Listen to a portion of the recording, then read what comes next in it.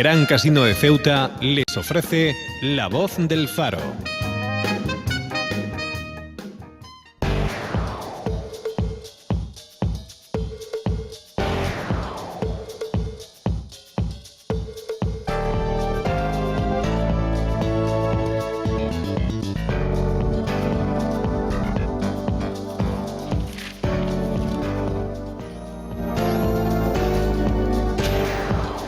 Muy buenos días a todos los que nos siguen a través del 89.8 de su FM en la cadena COPE, pero también a los seguidores que tenemos en Facebook y que también pues, nos pueden ver ahora mismo en directo a través de la página web elfarodeceuta.es. Muy buenos días, Isabela. De nuevo nos encontramos. Juanjo. Nos encontramos para terminar esta semana, que como tú decías ayer, ha sido un poco diversa en cuanto a personas que están acompañándote. Sí, surtido, claro, diferente. Yo también lo agradezco por lo que comentamos ayer. Te da también posibilidad de comparar opiniones con personas que tampoco opinan siempre lo mismo sobre los mismos temas. Exacto, y sobre todo con un editor, con un periodista y conmigo, que todavía no sé quién soy a mi edad, pero bueno, también profesional de la comunicación también. Profesional de la comunicación, pero bueno, todavía no me he ubicado, no sé todavía dónde meterme. Pero bueno, aparte de esta entrada diferente de hoy viernes, porque también tenemos que un poco aligerar los temas y no parece que siempre vamos y entramos a saco con las malas noticias, porque nunca hemos dado una buena noticia de apertura, ¿no, Juanjo? Mi opinión siempre en ese tema es el mismo. O sea, si la noticia es positiva, tampoco es noticia. Nuestro trabajo se supone que es para solucionar problemas, entonces lo lógico es que expongamos el problema y luego, pues, dependiendo de la reacción que tengan las autoridades, pues que den una solución u otra. Esa es mi opinión, pero bueno, que tampoco, eso no hay que descartar tampoco que hay que dar noticias positivas. Esperemos que algún día Espero que la llamada que esté recibiendo el teléfono móvil no sea de una noticia negativa ni positiva, ni nada. Pero bueno, pillan en directo. Te pillan en directo. A lo mejor no saben que estábamos todavía ya aquí. Oye, vamos a empezar con un tema que siempre hablamos, que es comisiones obreras. El Sindicato de Justicia, que envía siempre denuncias sobre problemas, y en este apartado, como siempre, la parte de justicia. Envió ayer un comunicado de prensa. Sí. En realidad no me ha dado tiempo a echar un vistazo a cómo se ha plasmado en la edición de hoy. Se ha plasmado bastante pequeño y reducido en nuestra página 9, porque tenemos que hacer, pero bueno, podemos alargarla nosotros aquí, si te parece. Sí, bueno, el titular básicamente que envían el Sindicato Comisiones Obreras es que propone y exige al Ministerio de Justicia pues reforzar los juzgados para paliar la sobrecarga de trabajo y el colapso ante las macrocausas que están instruyendo. En concreto se refieren a caso en Vicesa, caso depósito judicial, la trama también de las contrataciones regulares para la renovación de residencia y cobro de subsidios. Efectivamente. Esos son ya tres grandes macrocausas que para una ciudad como Ceuta, pues por lo visto desborda al personal, que ya de por sí siempre hemos comentado que es poco, ¿no?, para el normal funcionamiento de los juzgados. El tema, precisamente, el razonamiento que viene a hacer Comisiones Obreras es ese, que bueno, que faltan recursos, falta personal. Y bueno, incluso entran en detalle en hablar de la última reforma de la ley de enjuiciamiento criminal, que precisamente era para agilizar todos esos procesos, esa justicia penal. Y bueno, comenta que dentro de esa reforma se incluye un apartado en el que se habla de que, bueno, en el caso de que entraña algún tipo de complejidad la instrucción, pues puede superar ese proceso, esa instrucción puede superar los 6 meses.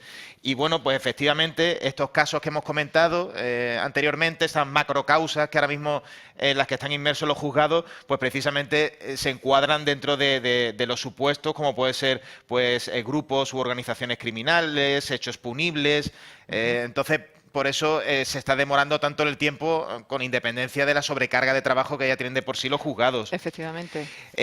Bueno, pues viene a comentar también que, en definitiva, a estos incumplimientos de plazos en cuanto a la instrucción, pues son lógicas, pues dando cuenta de que hay cierta precariedad de medios humanos por parte de los órganos judiciales y bueno, que la justicia digital, esa justicia que se prometía que iba a acelerar todo mucho más, pues está ocurriendo todo lo contrario. Lo que ocurre es que todo está más estancado, existen fallos telemáticos que entorpecen aún más la instrucción, y a mí me gustaría recordar un ejemplo que viví en primera persona.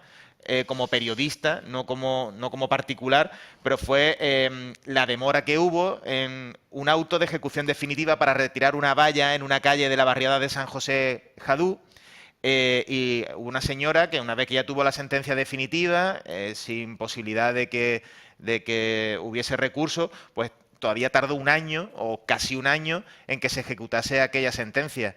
Entonces, no fue culpa de nadie, de nadie en concreto, de ningún funcionario, ni de la jueza, ni de nadie, sino del propio sistema informatizado, ese sistema electrónico de la nueva oficina judicial, que no ha hecho más que pues poner más piedras en el camino a la justicia. Yo es que creo que desde que se implantó yo no he oído ninguna vez, o sea, todavía no he oído ningún comentario afirmativo, o no afirmativo, sino ningún comentario en el buen sentido de que eso funcione y que esté ayudando a ir agilizando lo que es el mundo de la justicia, que obviamente no es solamente, como estábamos comentando ahora con Juanjo, y que nos remetía hoy el aspecto humano que falta en los distintos juzgados, sino también el problema telemático, que es importantísimo. Quizás antes iban más deprisa cuando tenían que escribir a mano y a máquina que con el telemático, que pensábamos que iba a ser la panacea, pero veo que no. Sí, porque tienen que abrir archivos, son sistemas nuevos, hay muchas veces incluso la coordinación entre los propios programas informáticos tampoco precisamente carecen de coordinación, aunque deberían de estar coordinados. Entonces, claro, pues todo eso, pues al final quien lo acaba pagando es el ciudadano y la persona que tiene el problema e intenta dirimirlo, intenta que pongan orden en el juzgado, y al final resulta que aquello se alarga hasta la eternidad en algunos casos. Bueno, como hoy es viernes, Juanjo, vamos a verlo el vaso medio lleno y vamos a esperar que dentro de poco esto ya no sea un problema y que comisiones obreras desde su sector de justicia no nos sigan mandando ese tipo de comunicado. ¿Te parece? De acuerdo, perfecto. Pues venga, son las 12:12 de este viernes, que ya como comentábamos ya cerca del final de semana, que es 24 de noviembre hoy. Sí, viernes 24. Y viernes 24. Si te parece, vamos a pasar al segundo tema que trae hoy nuestra portada, el portal del Faro de Ceuta, como siempre, que es de ahí de donde cogemos nuestras informaciones, al menos que ocurran cosas de última hora que obviamente nuestros compañeros de redes sociales y sea los periodistas que están abajo en redacción nos avisan siempre con la mayor celeridad posible. Pero dicho esto, vamos a hablar del segundo tema, que ayer lo tocábamos un poco de pasada, que era esta reunión que se hizo aquí la reunión que se hizo ayer en Palma de Mallorca, si no me equivoco, como ciudad, sobre las bonificaciones. A la de transporte, que exacto, es el titular de portada. Exacto, el titular nuestro es que Ceuta se suma a exigir el 75% en las bonificaciones para los residentes. Bueno, pues vamos a pasar un poco a desgranar lo que comentaban y lo que traían en nuestra página. A mí, sinceramente, 7. me parece que la información que se remitió ayer tampoco incluía muchas novedades respecto a lo que ya hemos contado. Lo que habíamos contado, pero bueno, simplemente para los que ayer a lo mejor no nos escucharon, claro, o que hoy están delante de sus ordenadores viéndonos o escuchándonos a través de COPE, decir que bueno, las cuatro comunidades extrapeninsulares, Ceuta, Melilla, Baleares y Canarias, han hecho una reunión porque donde dicen siempre el dicho que la unión hace la fuerza, a ver si a través de estas cuatro comunidades extrapeninsulares pueden pedir una reunión, bueno, han pedido a través de una carta una reunión al ministro de Fomento para intentar ver un poco cómo reajustar las bonificaciones, que en el caso de Ceuta a nosotros nos interesa más, no. Hay mayor salida a el marítimo, que no el aéreo, aunque lo tenemos ya de hace poco. Pero las otras tres comunidades es al contrario. Para ellos es más por ahí el va, aéreo. En mi opinión, por ahí va la historia de por qué me parece que la información que hoy se ha dado en todos los medios de comunicación locales difiere un poco de lo que se ha dado también en Baleares. En Baleares, claro. Es que es diferente, o sea, los casos sí, es diferente, pero porque yo si quieres te lo paso a comentar. Pásamelo. Exponlo primero lo que querías comentar y ahora yo... Sí, no, simplemente que a diferencia, por ejemplo, a Ceuta le tocaría 4 millones, siempre estamos hablando en esta propuesta y que iría para sucesivos presupuestos generales del Estado, tocaría se calcula, aquí Luis Manuel Aznar habla de unos 4 millones. Sí, fueron las declaraciones que hizo el consejero. Néstor García, efectivamente, y que sirve sobre todo para rebajar y para ver esas bonificaciones vuelvo a repetir, sobre todo en el marítimo, porque para nosotros es más cerca Algeciras, que no a lo mejor Melilla tener que irse a Málaga, o Canarias y Baleares irse a Valencia, ir a Cádiz, en fin, donde cada una tenga sus respectivos puertos de atraque. A ellos les interesa más, obviamente, el aéreo. Sí, a ellos, y de hecho hablan en el Diario de Mallorca, que fue el medio de comunicación al que hice también alusión ayer, alusión, porque me parece que siempre el periodista que está sobre el terreno tiene una visión, pues claro, que nosotros nos envíen desde la ciudad autónoma un comunicado de prensa, oye, que siempre es de agradecer porque te acerca la información que está ocurriendo y que afecta o incumbe a la Ceuta y está ocurriendo en otra autonomía, pero bueno, siempre tampoco está de más el consultar qué es lo que se está escribiendo allí. Y bueno, en concreto allí lo que se habla es que se van a priorizar las tasas aeroportuarias. Es decir, que es cierto que se va a hacer esa propuesta, tanto del 75% para la bonificación de las conexiones marítimas, pero también la del 100% de las aeroportuarias. ¿Qué ocurre? Que hablan de priorizar. Priorizar quiere decir que si tú estás negociando con el Estado y le propones 3 o 4 cosas, sabes que al final te lo van a rebajar y te vas a quedar a lo mejor pues con una. Entonces, por lo que yo he podido leer, y también tú bien has explicado, que claro, el Diario de Mallorca a ellos les interesará más por las conexiones aéreas que las conexiones marítimas, a diferencia de Ceuta y Melilla, o a diferencia de Ceuta, porque Melilla tiene aeropuerto. Exacto. Entonces, a mí me da la impresión de que en el caso de que finalmente accedamos a esto, esta propuesta llega a buen puerto, y nunca mejor dicho lo de buen puerto, si esta propuesta llega a buen puerto, al final lo que se van a bonificar van a ser las tasas aeroportuarias. Bueno, no sé si al 100%, pero yo creo que a la hora de tener que elegir, a la hora de ese tira y afloja entre las administraciones autonómicas y la estatal, yo creo que se va a primar el que se conceda las tasas aeroportuarias. Tasa aeroportuaria, que viene un dato bastante interesante aquí en el Diario de Mallorca, lo digo por quien sea usuario del helicóptero aquí en Ceuta. Efectivamente. Esta bonificación del 100% de las tasas puede llegar a suponer el 66% del precio del billete. O sea, que se quedarían precios del billete de helicóptero bastante asequibles para los residentes. Claro. Hablamos que todas estas bonificaciones son para los residentes. Entonces, claro, a mí, bueno, pues sí, está bastante bien eso del 75% de bonificación al transporte marítimo y tal, pero bueno... pero queda como segunda prioridad. A mí me suena eso. Esto de todos modos... se tendría que aprobar para los presupuestos generales del año que viene. Del año que viene. Hay que recordar que, digámoslo así, el partido que tiene un poco más de peso a la hora de dar apoyo, de expresar ese apoyo en forma de voto al gobierno de Mariano Rajoy es Nueva Canaria, y Nueva Canaria las Islas Canarias como las Baleares, yo entiendo que van a preferir por su... absolutamente. Su sistema de comunicaciones van a preferir el tema de que se les bonifique las tasas aeroportuarias.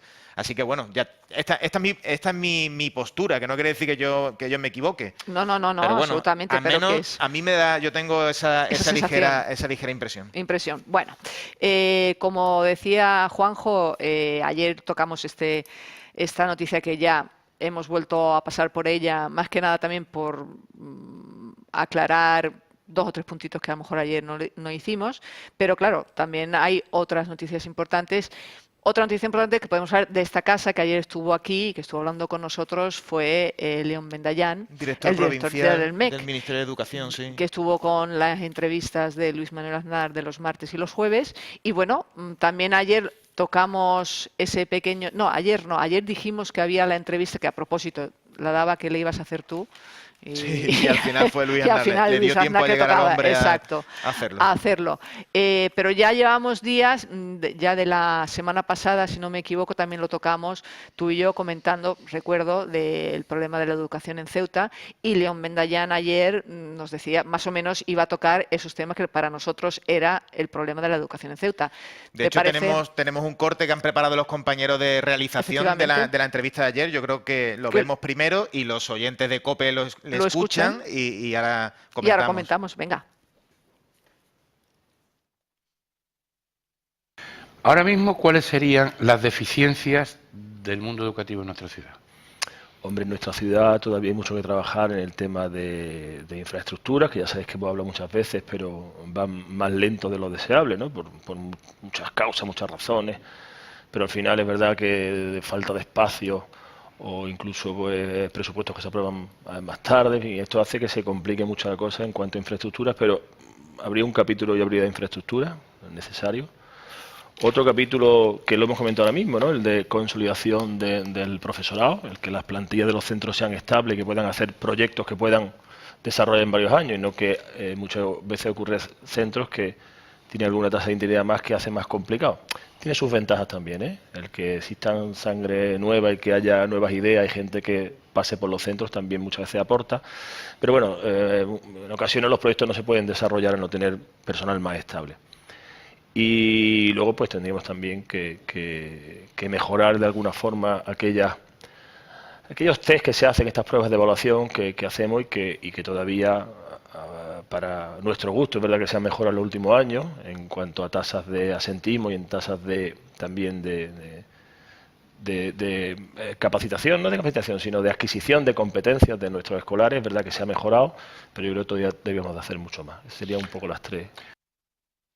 Bueno, pues hace un poco las tres patas de esa deficiencia, por decirlo así de una manera, esos tres ejes en torno a los que giran pues, las carencias que tiene la educación de Ceuta.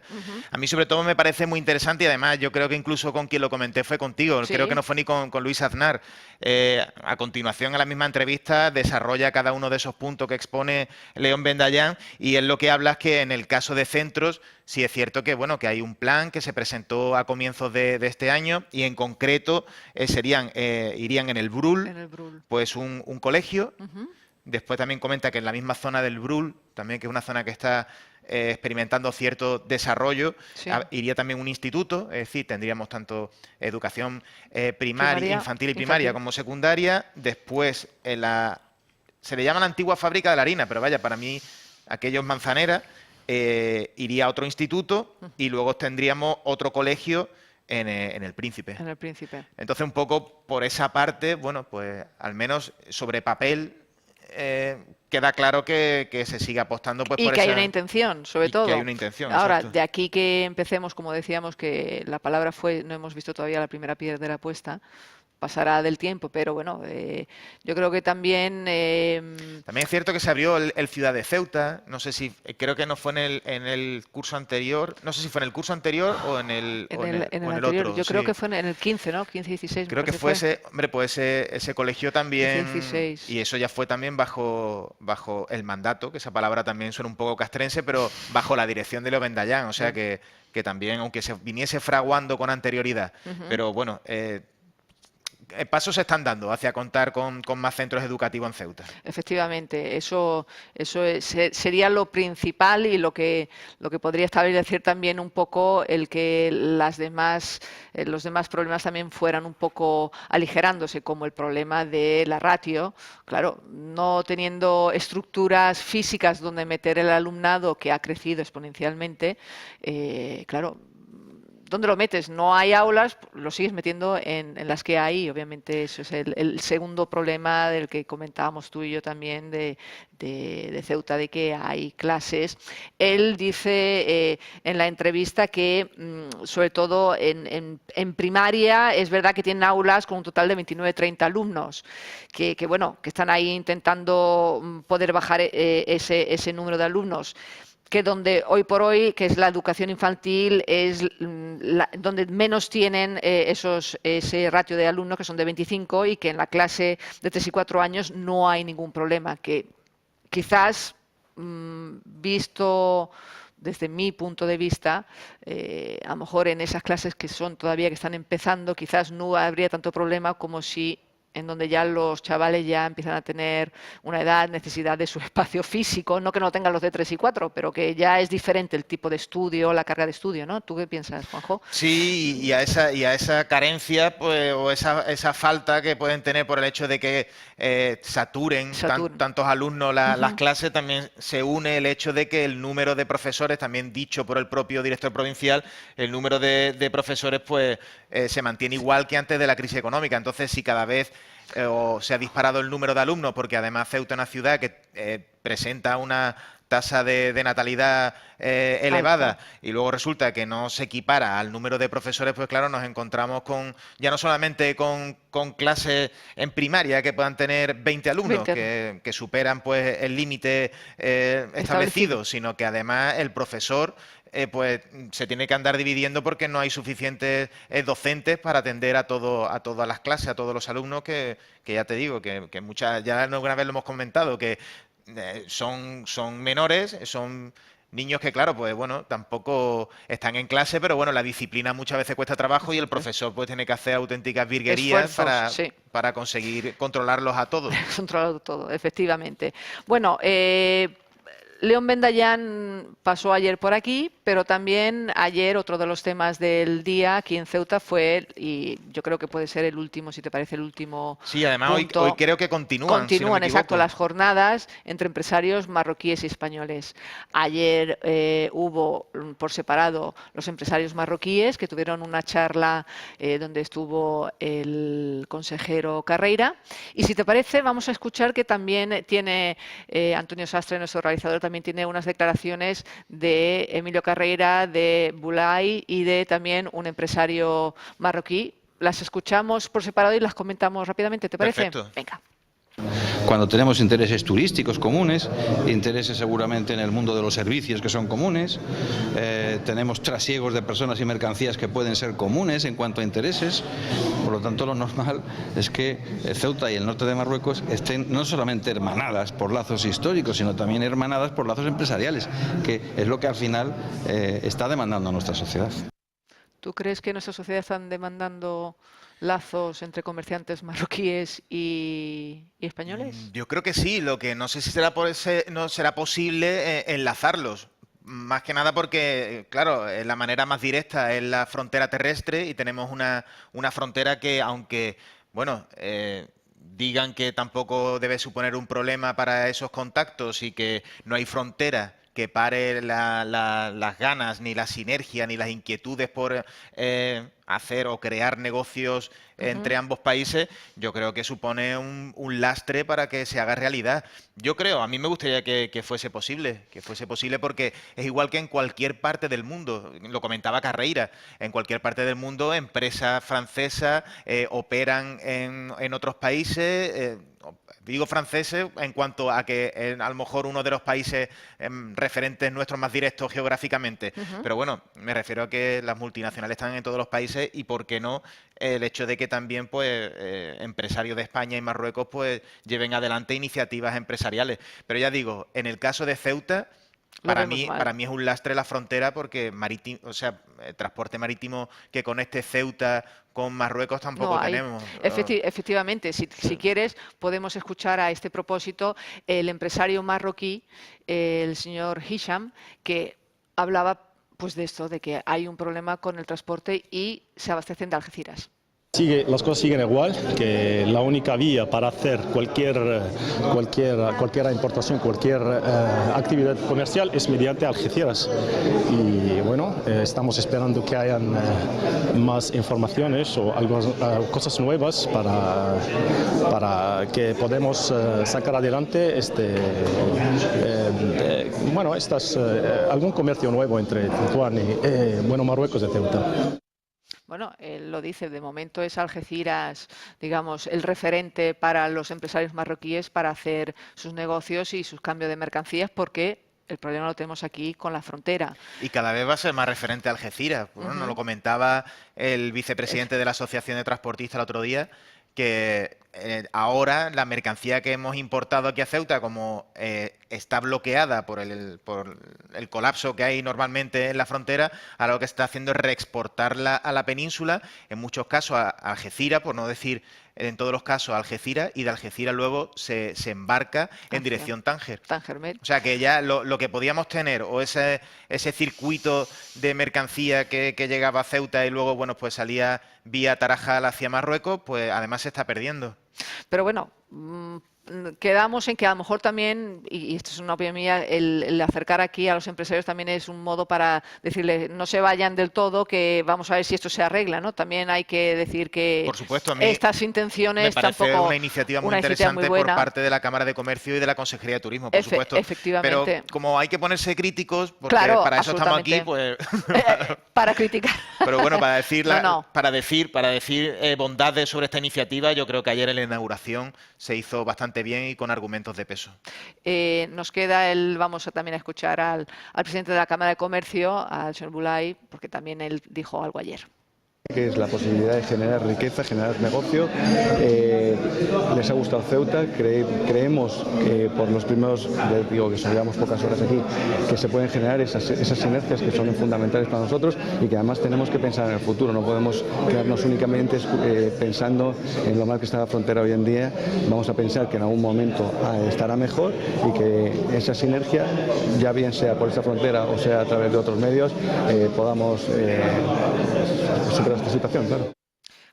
Lo que decíamos, Juanjo, él justamente, y lo dice y lo reivindica, miremos al futuro, no miremos al problema de ahora. Claro, pero si no se toman soluciones ahora, tampoco el futuro no existe, ¿no? Pinta negro. Pinta negro o no existe para los empresarios, para este, no convenio, porque no es un convenio, pero para este intercambio entre empresarios españoles y marroquíes, Yo ¿no? entiendo también a la Cámara de Comercio que quiere mostrar un ambiente favorable a estas relaciones por el hecho de, bueno, coincide con un momento bastante tenso en la frontera. Entonces, bueno, también hay que ofrecer una visión positiva. Y que no estamos perdidos del todo, y que no estamos perdidos, yo lo veo normal, pero no hay que mirar o darle la espalda a la frontera porque allí la situación está cada vez peor y yo creo que podemos hablar de otra noticia que ha salido publicada hoy en el periódico El Faro. Efectivamente, en nuestra página 8, no, página 9, que no tengo las gafas y no veo, nuestra página 9, ayer por lo visto hubo otra trifulca de apedreamientos, de atracos y conatos de avalancha que finalmente contuvo la Guardia Civil. Efectivamente, y también de reseñar que un atracador fue inmovilizado por viandantes cuando vieron que quiso robarle a una señora el bolso, creo que fue, y bueno, lo tuvieron ahí parado hasta que viniera la Guardia Civil, o sea que ya estamos casi el Far West. Sí, me da por decir que ya casi el Far West. Porque por eso digo que yo estoy totalmente de acuerdo, además me parece... Es igual que hace unos años se reconoció el hecho de que el turista marroquí es el que realmente le interesa al comercio local. Yo creo que esto también es otro paso muy importante a la hora de reconocer que para salir adelante son necesarias las relaciones comerciales entre Ceuta y Marruecos. Efectivamente. Entonces, para mí, pero no quita que en todo eso hay cierta atmósfera un poco enrarecida en la frontera. Muy enrarecida. En la frontera que es nuestra vía de comunicación, me refiero a Ceuta, fundamental con el país vecino. Absolutamente. Bueno, Juanjo, 12:32:46. Si quieres, podemos dar tranquilamente unas luces y unas sombras, no tan rápidas como últimamente, porque las últimas veces siempre íbamos escopeteados. ¿Es viernes? Sí, yo por ejemplo... ¿Qué le quieres dar? Yo la luz la voy a dar a un tema que además he escrito en el Faro de hoy sobre el tema de Ingesa.